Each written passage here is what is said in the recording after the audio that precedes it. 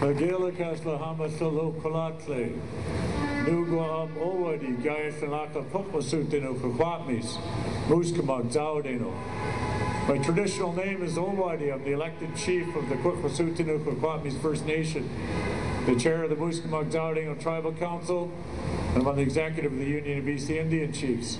First, I want to take a moment and thank every one of you that have made time in your busy lives to be here today, so we can stand here united and tell the world that it's time that we do what's right for wild salmon in British Columbia. I look and I see all these signs, all these measures of protest that are out here for everyone to see, and they have a common message, and that's about the importance of wild salmon to everybody here. Regardless if you're First Nation or non-First Nation, it's about a world treasure that's here in British Columbia to look after. And we have to let D.F.O know about the importance of that to every one of us.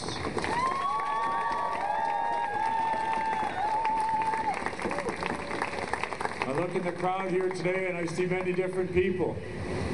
I imagine many of you have caught a salmon on a rod.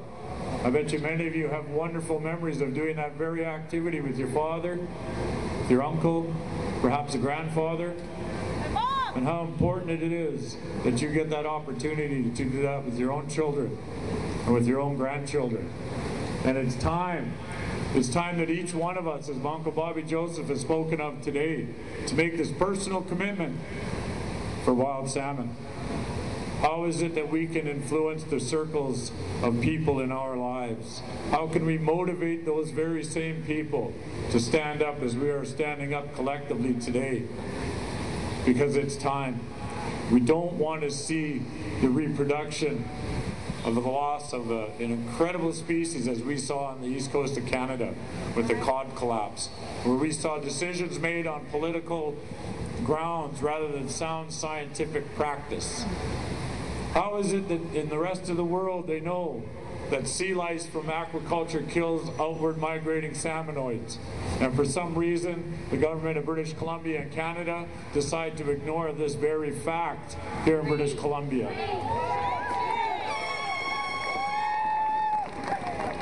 I've often said that I'm really happy that it wasn't the Norwegian scientists that discovered the link between tobacco smoke and cancer, because here in Canada we would not believe them. We would say that's Norwegian tobacco.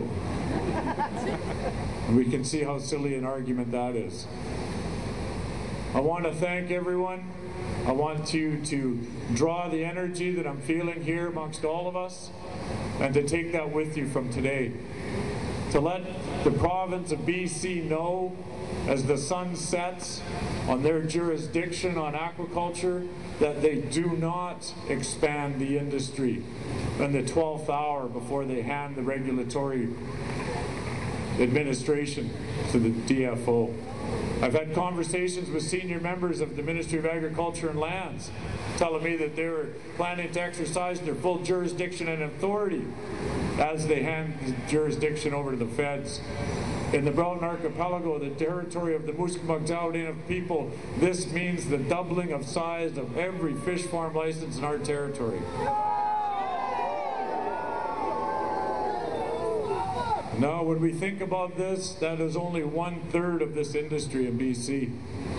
So there are 2/3 other, whether it's in the Discovery Channel area or on Campbell River or on the west coast of Vancouver Island. I ask each and every one of you today, is the doubling of the size of fish farms coastwide acceptable to every one of you here? No! And I agree.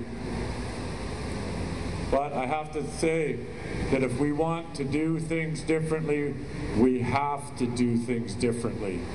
When we look at what happened with the projections and the calculations that the Department of Fisheries and Oceans relies upon to develop their harvesting schedules for wild salmon, they only missed by 11 million this year. They were this close.